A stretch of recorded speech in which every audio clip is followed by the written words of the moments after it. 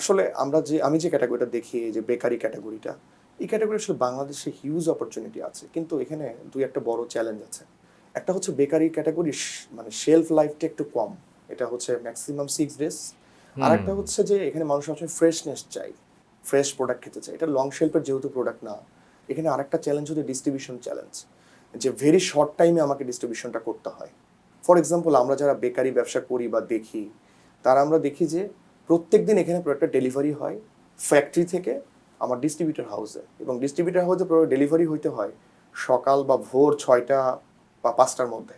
কারণ আমার প্রোডাক্টটা বাজারে যেতে হবে ঠিক 7টা বা 8টার মধ্যে, পরে গেলে আসলে আমার যে রিটেলার সে আলু প্রোডাক্ট রাখবে না। বিকজ সকালে ওর বেডটা লাগবে, সকালেই বানটা লাগবে, হুম। সকালেই হচ্ছে হানি লাভটা লাগবে, সকালেই কেকটা লাগবে। সো ওর কাছে ফ্রেশনেসটা খুবই ইম্পর্টেন্ট। সো হুম। এই দুইটা একটা বড় চ্যালেঞ্জ, ফ্রেশনেস আর হচ্ছে ডিস্ট্রিবিউশনটা।